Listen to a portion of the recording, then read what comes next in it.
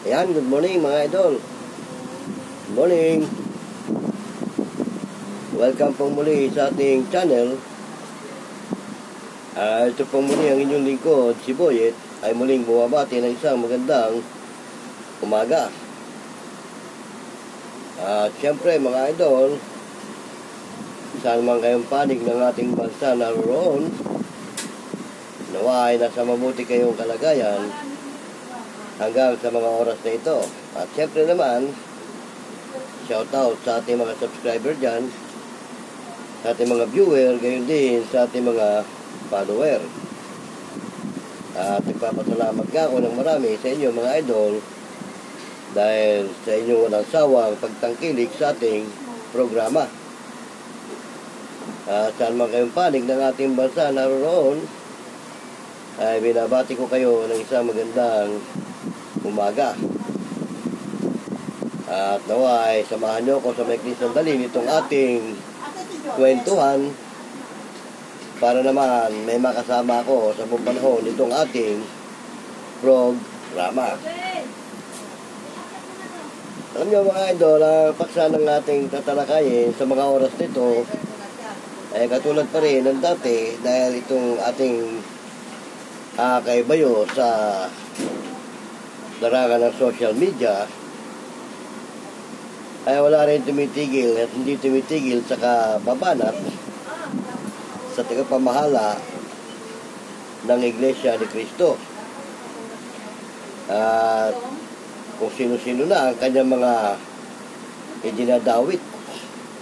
Oo, meron pa siyang vlog na di umano ay nabayaran daw ng trilyon ang tagapamahalang pangkalahatan ng iglesia nitong China. Isipin niyo mga idol, yung mga binibintang niya na kung ano-ano, talagang siya na rin ang gumagawa ng paraan para sumikip ang kanyang mundo. Sa halip na siya ay bumalikwas at pumihit, patuloy siya sa mga ginagawa niya na totoong makasisira sa kanyang pagkatao at kapapahamak niya sa bandang huli. Kaya nga itong taong ito, marami na rin ang nagtatanong kung ito ba ay matino pa o talaga na lang may sayad na. Dahil sipin mo kung sino-sino na mga binabanggit ng tao, pati yung pagpapatay daw kay Percy Lapid kagagawa ng Iglesia ni Cristo at ng ating Pangulo. Samantalang si Percy Lapid ay masiglang kaanib sa loob ng Iglesia, bakit naman siya ipapapatay ng tagapamahalang pangkalahatan ng Iglesia? Kaya nga itong taong ito mga idol, talagang siya nang gumagawa ng paraan para malugmok siya ng husto at masadlak sa kawalan ng pag-asa. Dahil wala na talaga kasi sukdula na yung kanyang mga ginagawa. Lahat na halos binabanggit na niya sa kanyang mga content, sa kanyang mga pagbablog. Marami ng tao nasasangkot sa kanyang mga pinagsasabi. Kaya nga itong taong ito, ewan lang kung talagang pinapagdilim na ba ang kanyang isip dahil kung ano-ano na lumalabas sa kanyang bunganga na alam natin na ikapapahamak niya ito. Pero siguro hindi natin alam, baka nga meron siyang matibay na sinasandalan na hindi kayang buwagin. Dahil nga ultimo ang ating batas ay pinalalabas na niya na sinungaling. Naging ang NBI, laro siyang kaso. Wala tayong magagawa.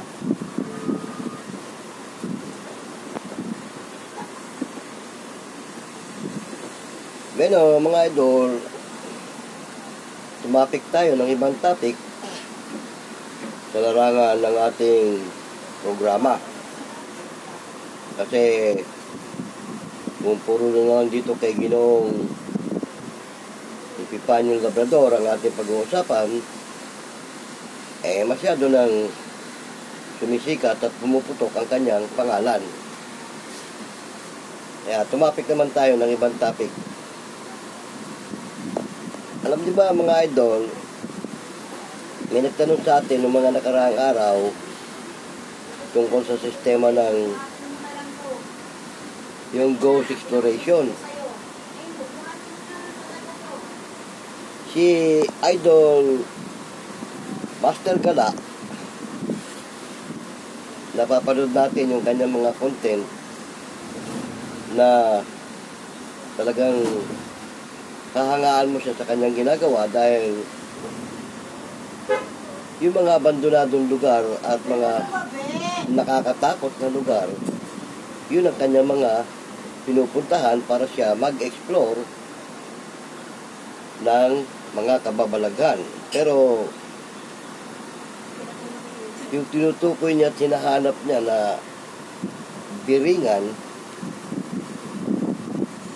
ilang beses na rin siyang nasawi at nabigo na matagpuan ito. Kung magkakaharap lang kami ng personal nitong si Idol Master Gala, ibibigay ko sa kanya yung tamang lugar kung saan niya matatagpuan yung tinatawag na portal o yung lagusan. Kasi may nakadiscover niyan at napanood ko sa video kung saan may pumarang bus na may bumabang tao. Nung tumawid yung tao ay unti-unting naglaho doon sa kalsada na yon, nandoon ang portal. At ang nakadiscover niyan ay isa rin nating idol. At yan, pinuntahan niya ng ganun ding oras yung lugar na yan na may kasama siya. Doon niya nalaman na naroon nga ang portal. Dahil nga, yung taong nawala na yon na naglaho habang tumatawid, hindi ordinaryong tao. Kasi nga, ilang beses nilang sinubukan tumawid, pabalik-balik. Sinusundan sila, pinapanood sa CCTV. Walang pagbabago. Hindi sila nawawala. Doon pa rin. Hindi nila nakuha ang tamang timing kung anong oras bumubukas yung portal para may dumaan papasok o papalabas. Yung taong nakadiscover niyan mga idol, dapat tiyempong bukas yung portal at may lumalabas na nilalang na ayon sa kanya, sabi niya sa mga kasama niya, may tayo na salubong dito na ibang nilalang na hindi nyo nakikita. Ay palibasa siya, meron siyang yung third eye, siya nakakakita. At nung tangkain ng mga kasama niya na pasukin nila, puntahan, siya mismo ang tumanggi. Sabi niya, ayoko mapahamak ang aking buhay. Madalit sabi, yung portal nung matsyempohan nila, bukas ito at may lumalabas.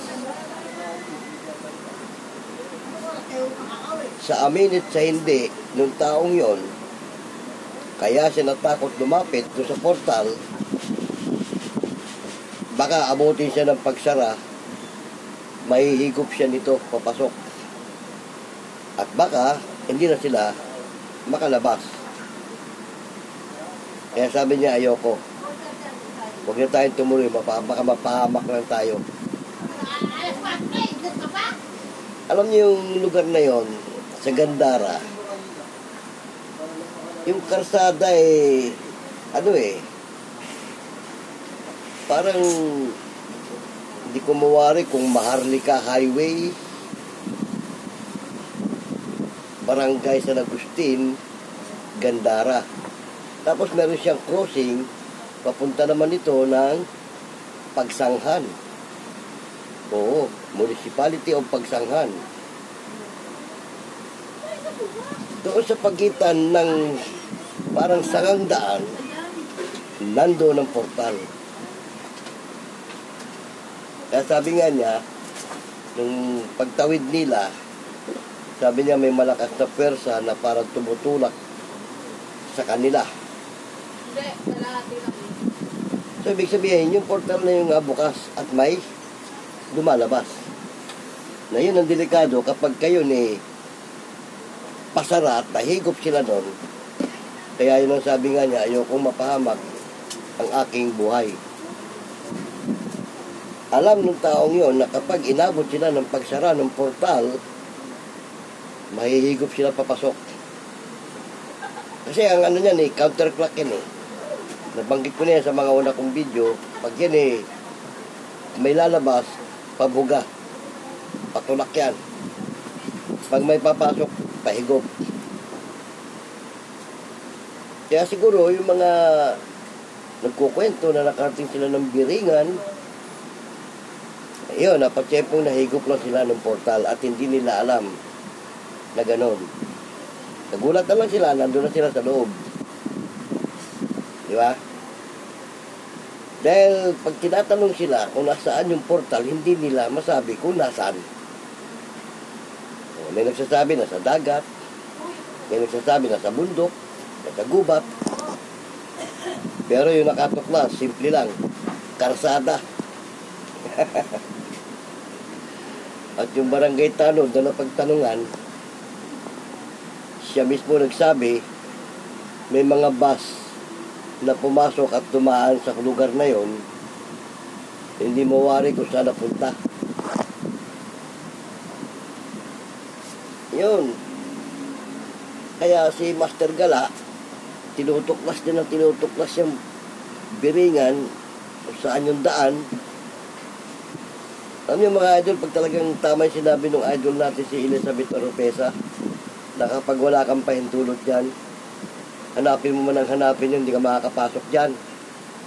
Hindi mo mapupuntahan yan. Oo. Mabuti pa nga, yung mga hindi inaasahan, nakakapasok pa dyan. Tulad ng mga, yung kwento ng mangingis, nagtitinda ng isda, nakapasok dyan. Yung rider na di ba? Pero, nung makalabas sila, tanungin mo kung saan, hindi nila alam. Maging si Idol Elizabeth Oropesa, hindi niya alam kung nasaan yung portal. Di ba? Ano niya mga idol. Pero yung nakatuklas, alam niya kung saan. Kaya kung ako si Master Gala, hanapin niya yung tao nakatuklas nun. Yun ang kontakin niya, para malaman niya kung saan. At kung talagang malakas ang loob niya, pag napuntahan nila yun, nagtatiming ang bukasyon, kung ayaw pumasok ng tao nakatuklas nun, di siya na lang pumasok mag-isa. Total siya naman ang naghahangad na makarating sa Biringan. Hindi nga natin alam nga, idol, kung anong engkanto nasa loob niyan Oo, kasi 2 uri lang naman ang engkanto na narito sa lupa itim lang at saka pula. Yung puti wala yan dito, nasa taas yan. Aliporis ng itaas yan at yan ang mga tumutulong sa mga tao. Mabuti at mabait yan, pero yung engkantong itim peligroso yan kasi elemento yan. Yung nga, nabanggit ko nga sa mga una kong video, pag napunodaan ka nan, sinundan ka hanggang bahay mo. Pati pamilya mo, buraot dyan. Pati pamilya mo, madadamay dyan. At kung wala kang kakayahang palayasin yan, o si Baking, may peligro. Diba? Pero yan, nabanggit ko na rin sa mga una kong video, mahinang klase lang yan. So, mahina lang yan. Mas nakakatakot pa nga din yung mga kapwa natin tao ng mga ano, may kakayahan eh. Oo, dahil yun, nagre-revenge. Ayan mga yan eh. Pag naramdaman nilang hindi ka nila kaya, wala na. Suko agad yan. Kaya lang, mayayabang lang yan. Sa kunwari, tatakutin ka. Kaya nakala nila, kaya ka nila. Eh, talaga naman pag wala kang kakayahan, yari ka dyan. Oo. Durado. Pero sa mga kapwa natin na idol na may mga kakayahan, hindi ano bra. Meron pa nga ako napanood na ano eh, kapwa natin vlogger, idol natin eh. Nangungulekta siya ng mga elemento. Oh, mula sa mga duwende, engkanto, kapre, etc. Kinukolekta niya. At meron siya isang ginawang parang doon niya tinatambak yung mga nakukolekta niya. Pero ako, idol daw, naniwala doon. Engkanto, kukolektahin mo. Eh, namimirwisyo nga yan eh. Tapos kukolektahin mo lang. Siguro naman, malakas ang kakayahan no? Kaya niya nagagawa yun.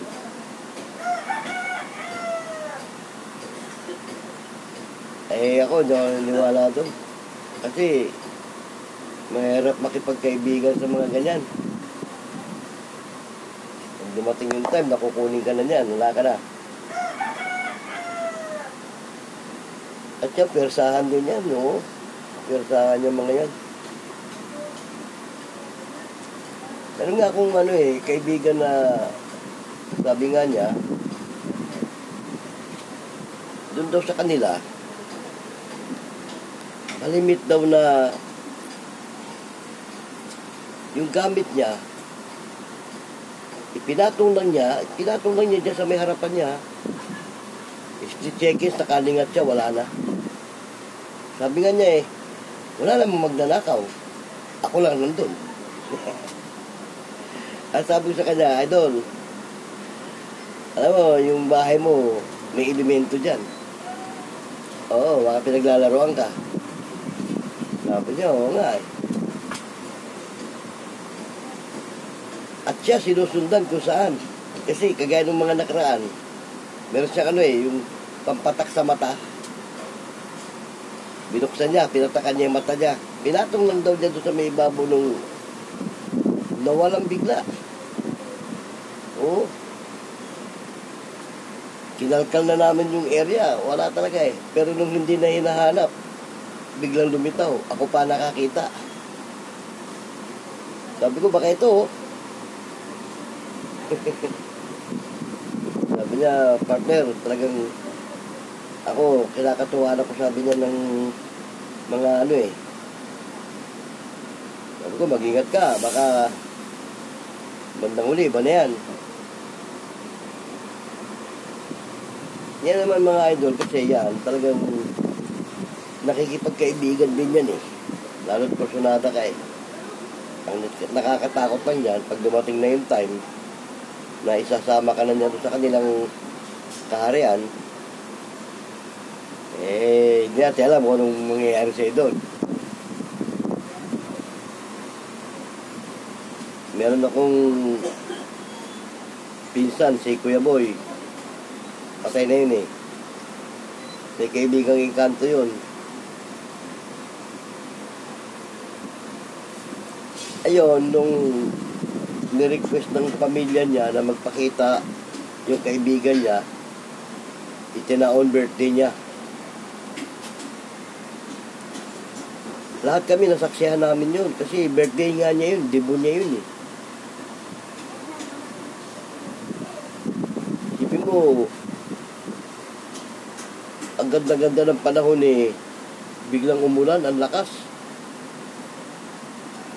Sabi niya, yan ang palatandaan na, nandyan na siya. Di, sunduin natin, sabi gano'n. Dala kami ng payong. Mula sa highway, papasok dito sa kanila, natanaw na namin eh. Pero hindi siya hindi siya nababasa ng ulan. Oo, umiiwas sa kanya yung ulan. Hindi siya nababasa. Para bang may ganun, oh. Hindi dumidiretso sa kanya. Kaya nung sabi niya, Tony Boy, huwag mo na akong payungan. Hindi naman ako mababasahan yan eh. Sige, ikaw na lang magpayong. Pagdating doon sa tapat ng bahay ng pinsang ko, tamang-tama nakapasok siya sa bakuran. Meron kaming bakuran doon eh. Tumigil yung ulan. Wala nang ulan. Kaya lang, yung ending nila nung bago sila naghiwalay, malungkot. Kasi sabi nung kaibigan niya, ito na ang huli nating pagkikita. Hindi mo na ako makikita. Hindi na rin kita pwedeng samahan o lapitan o gabayan. Kasi sabi nga sabi ko naman sa'yo, oras na magpakita kami sa maraming tao, lalo pamilya mo, huli na yun. Bawal pala sa kanila yun. Oo, bawal. Kaya yun, nalungkot din yung pinsang ko eh. Kasi, siyempre, tagal nila magkasama, almost 9 years yata.